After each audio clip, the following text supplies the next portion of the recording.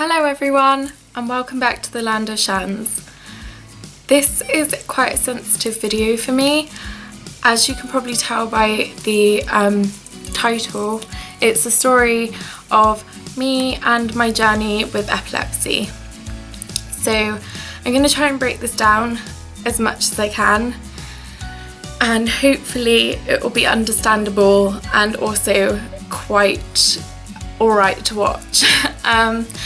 This is my third time of trying to make this video and I've just not quite got it how I want it to be yet, so I'm gonna have another go. I wasn't expecting to make this video quite so soon. I'd planned to make it, but maybe in say like a month or two's time, but a lot has happened in literally the past 2-3 weeks, which has meant that I'm gonna have to make this video now, otherwise in the coming weeks you guys aren't going to understand what's going on or why things might change a little bit. So I'll take you right back to the beginning. I was 13 years of age. Nothing had happened to me in regards to injury or medical or anything like that. I was a healthy 13-year-old. And then one night I had my first seizure. I don't really remember much about it. I remember the fact that I had had a normal day, I'd gone to bed. I had recently been having quite a lot of headaches, but they weren't really anything to worry about as such. It was just thought that it might be down to the fact that I was going through studying at school and all those kind of normal things. So I do remember kind of calling out and not feeling very comfortable in my body, and then after that I pretty much just remember the ambulance crew coming into my bedroom, and I know that there was my mum there and my dad there and eventually my next door neighbour there. So from what I've been told that happened, I had a full convulsive seizure, and my parents had called 999. My mum knew what seizures looked like because my auntie has them, so she knew what to do, thankfully, which meant that I was probably a lot safer than some people that just have a seizure out of the blue. So I was in a very strange kind of situation. I'd actually turned around to the ambulance crew and said that I wasn't going to go down the stairs unless my next door neighbour was there, which sounds absolutely bizarre, but I think it was because my next door neighbour was someone that always made me feel safe, so I just wanted to know that she was there mostly to look after my parents more than me. So eventually I got into the ambulance, went to the hospital, and they were saying that they thought it could have been just down to my hormones because of my age, and obviously your hormones are going crazy at 13 years of age and so on and so forth. But both my parents and myself said that we didn't think it was hormonal because I had been quite stable hormonally for a couple of years by that point. My periods were fine, I'd had my growth spurt, and yeah, we couldn't really understand the reason as to why this just come out completely of the blue. So after that I went to see a consultant for the first time, and they kind of gave the same opinion, but they said to keep a record of if it happened again, and I just went home. So sadly, it did happen again about 3-4 times in a really small period of space of time.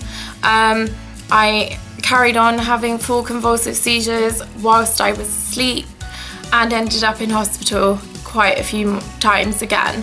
I had one really bad seizure during this period where I went into the convulsive seizure during my sleep, had been taken into the ambulance, was on my way to my local hospital, and on the way to the local hospital I had a massive seizure, and they thought that I'd actually had a stroke because my whole face dropped on the one side.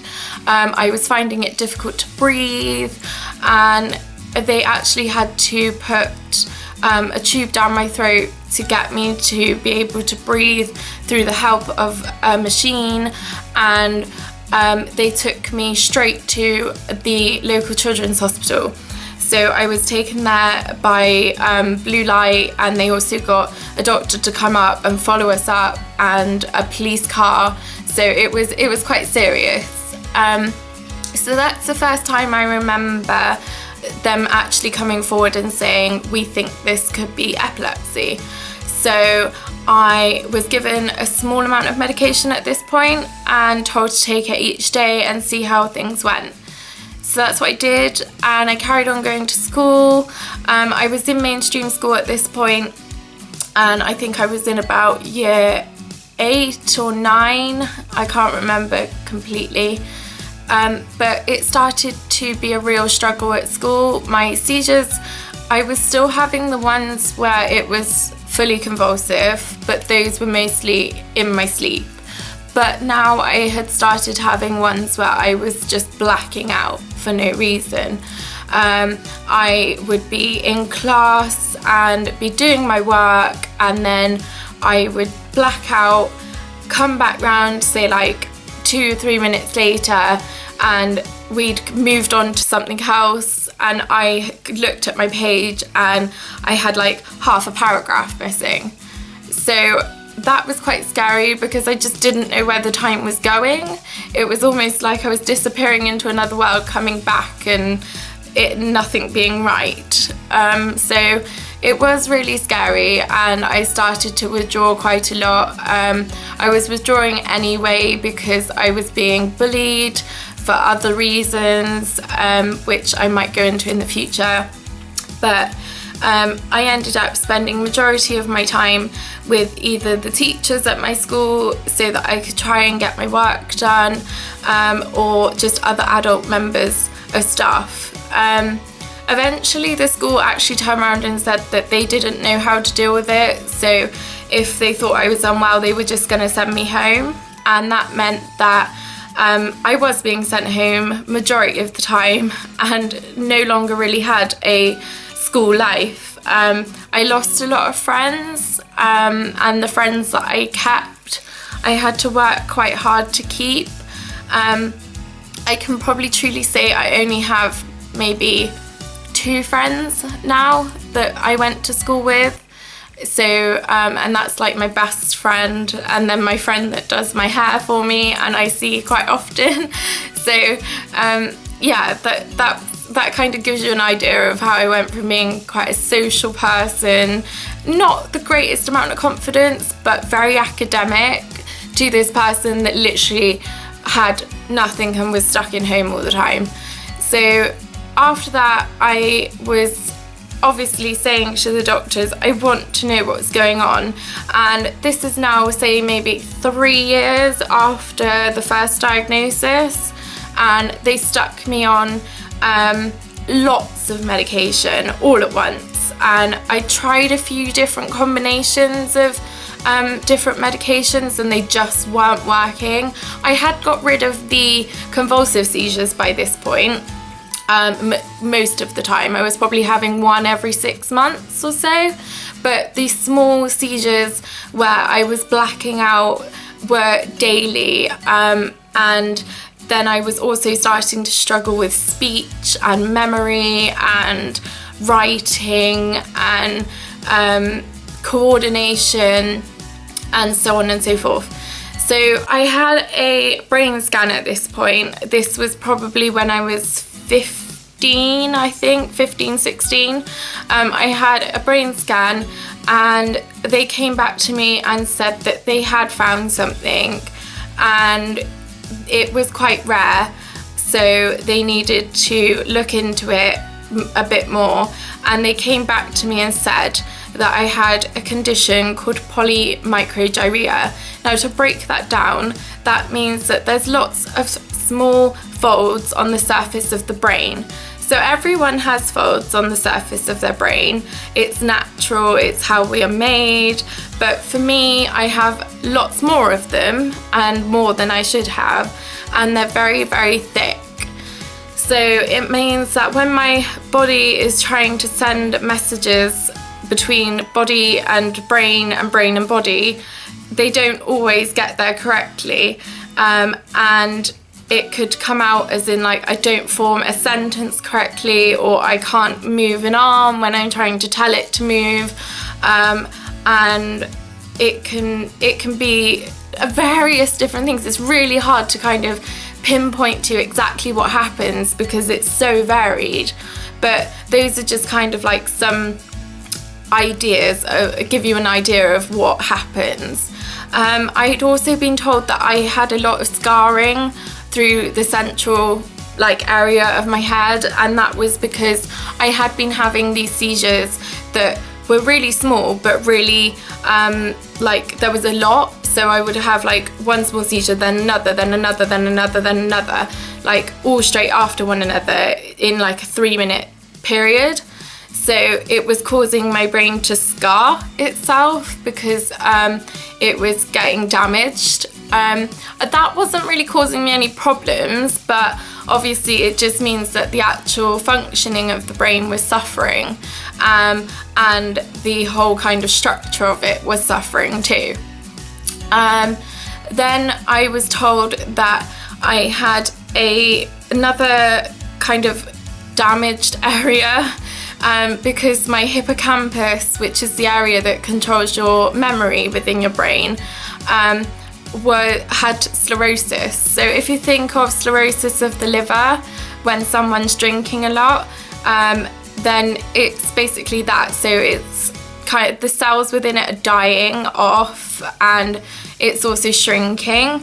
It's not doing it at any fast pace, it's doing it really slowly, but it does mean that I'm suffering with some memory loss to a degree.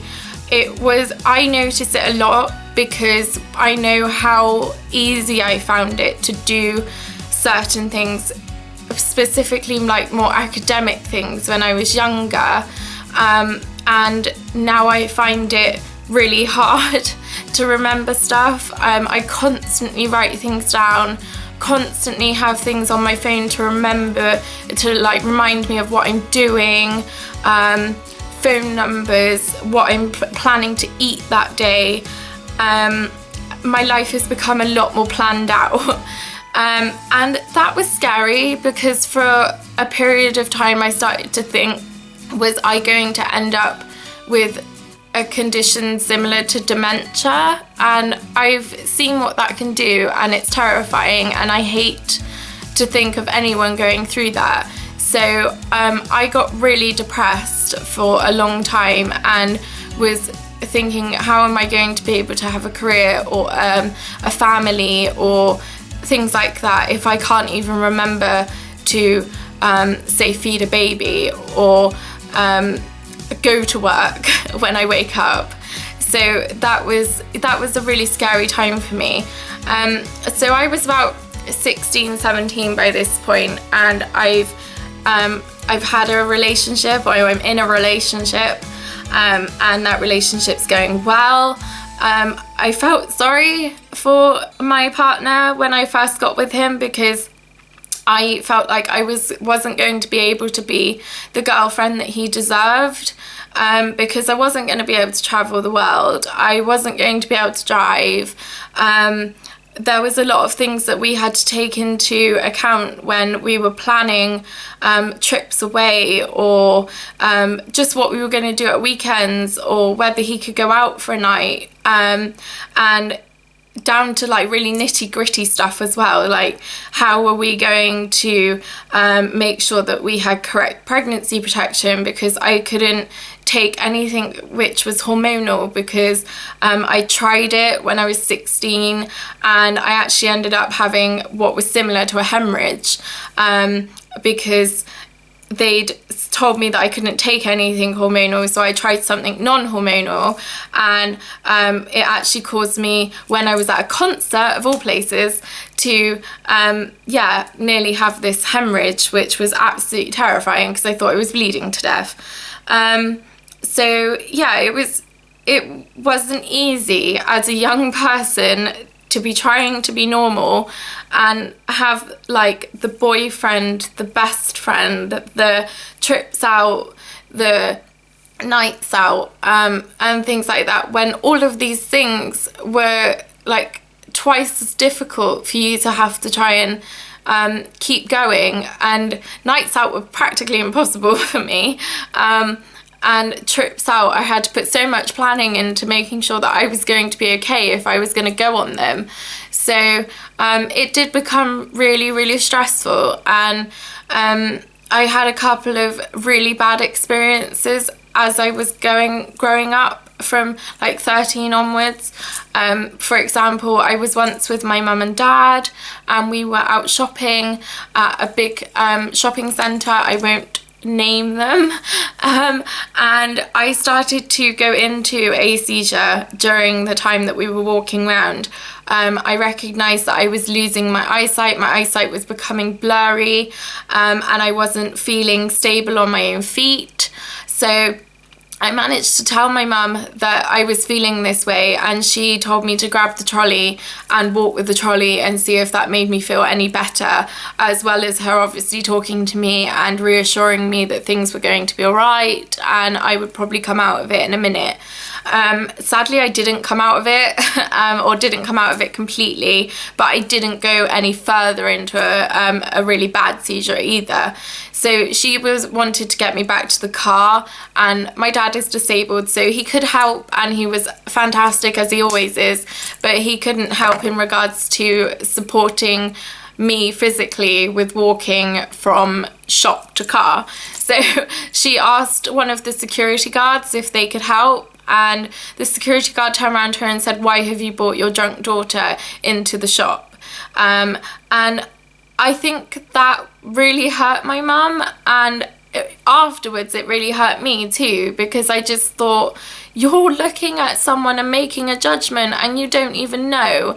I had never touched drink or drugs or anything. I had to live my life making sure I didn't do any of that.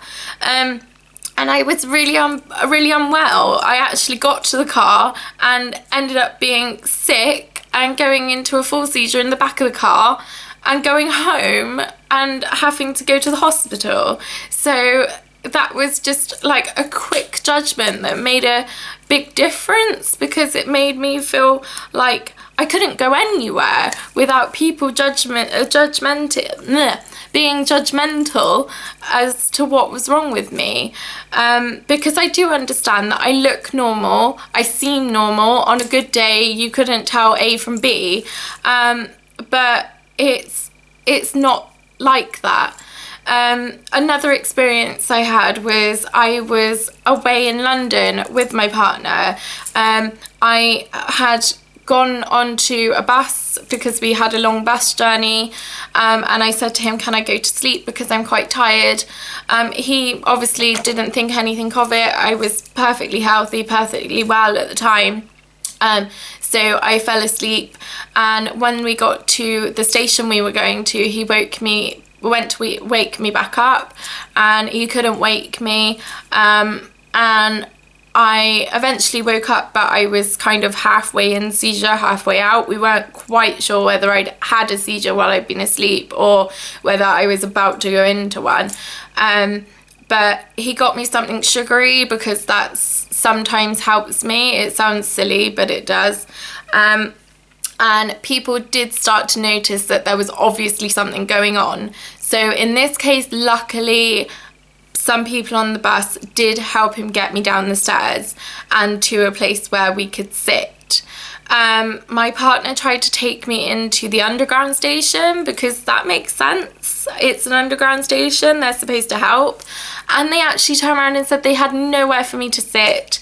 And it was January, it was snowing, I was obviously unwell, but they said they didn't even have an office. So the only place they could offer me was the floor to sit on, which I think is completely bizarre in the capital city of the country.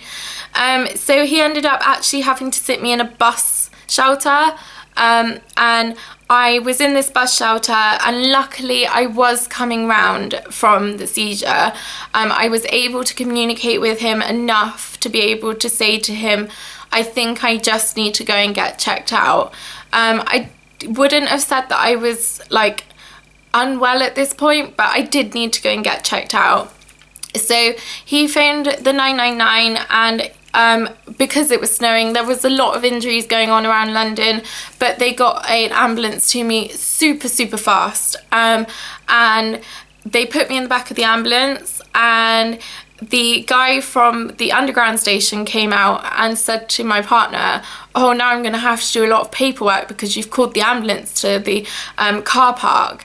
And I think my partner was about to slap him, but luckily the ambulance driver said to my partner, don't do it, go and see your girlfriend, she needs you more, and I'll sort this out. And I do remember the ambulance driver having quite a word with that person from the underground station. So I went to London to the hospital, and they did an x-ray on my chest because they thought something might have been going on there, and it actually turned out that I had a chest infection on the way, and that's what had caused me to have the seizure. So they gave me all the antibiotics and so on and so forth, blah blah blah blah blah. So you can see that some of these situations are really difficult and not easy to deal with. So yeah, so basically I've now spent the last kind of 2 years properly concentrating on getting a full diagnosis of what was going on, because 2 years ago I went into hospital for a big test, and I was in hospital for about 14 days, 11 to 14 days, I can't quite remember, and they did some kind of really in-depth testing then, and after that I asked to leave the hospital early because I had got really depressed. I didn't want to be there. I didn't really want to be me, and that sounds horrible to say now, but it was true. And I was due to also be going away with my the business that I helped run at the time, which was going to Glastonbury Festival. So I went off to Glastonbury Festival, la-di-da-di-da, and while I was there, sadly, I had a full breakdown. Now, I've had breakdowns before, but this was kind of one step up. I didn't know what to do. I was completely not myself. I just didn't want to be me anymore. I didn't want to be in this world, in this life, in this situation. No matter how much I loved all the people around me, who were absolutely fantastic, I just didn't want it anymore. So when I came home from that, I just said to my parents, it's either now or never. I need to know what's going on. Because otherwise I just can't carry on. I can't do it. So obviously they helped me, my friends supported me, and I've spent the past 2 years going back and forth to London and Bristol trying to get proper answers as to what is going on. So the kind of final diagnosis is that things have progressed, there is more damage there. They believe it's all coming from the temporal lobe, but when I do have a seizure, those seizures spread. So we can't pinpoint it exactly without me having a big operation. I still obviously have the sclerosis. I also have problems with my memory and speech, we know that. So that's kind of like the bottom line of it, is that it's not getting any better, but it's not getting worse really quickly. So that's kind of like the best way I can put it. Seizure wise, I'm no longer having like full convulsive seizures unless I'm really poorly, but I am having what they call complex partial seizures and simple partial seizures every day. So those can be from a couple of seconds to a couple of minutes, and have a combination of all of the variety of symptoms that I've mentioned in this video. And that's not good for me, for anyone. So I need to have something to help me with that, and I'm on a silly amount of medication, which is not healthy for my body either. So recently it came down to two options. I could either have a huge operation that would have meant I'd have had to have one operation just to go in and try and pinpoint where the seizures start. Then I would have had to have had another operation that would have actually probably removed majority of my temporal lobe, and that's dangerous, because I would have probably been left with at least some kind of major, never to be fixed problem with memory or speech, and I could have lost memories. And to begin with, I was like completely for it. I said, nope, I don't care, I'm going for it. That's the only option that will give me a full-time cure. Nothing else is gonna do that. So I was like that for at least 6 or 7 months, and then I started to think about it properly, and it's things like days when I spend time with my best friend, and days when I spend time with my mum and my dad and other family members, and I spend time with my best friend who's a male, and then Hannah, who's my best friend who's a female, and then obviously days when I spend time with my partner, and it's just, they're just not things that I want to lose. I can't forget those, I don't want to forget those memories, and I've had amazing experiences with Free, and amazing experiences with like Tash and Susie and Amber, and all of these people will know who they are, but I just didn't want to forget those, and I wanted to still be able to be Chanz, because if I'd have had that operation, I would not have been Chanz. It just wouldn't have ended up that way, and I knew that deep down in my heart. So the other option was for me to have a VNS. Now, a VNS is a vagus nerve stimulator, and it goes into your neck and it goes into your chest, and it's wrapped around, it's a wire that's wrapped around your vagus nerve, and it sets off every 5 minutes for 24 hours of the day, giving you electric shocks to try and bring the electric activity in the head back down to normal. So as that is what causes a seizure, when the electrical activity within the brain doesn't stay as it should. So this was a lot smaller operation, a lot quicker, but obviously still quite a substantial recovery, and it's right next to some of your main arteries, so it is dangerous in some ways and not dangerous in other ways. And I was contacted 2 weeks ago now to say that I had been accepted to have that done. I went up and saw my consultant. Then last Friday I went up and saw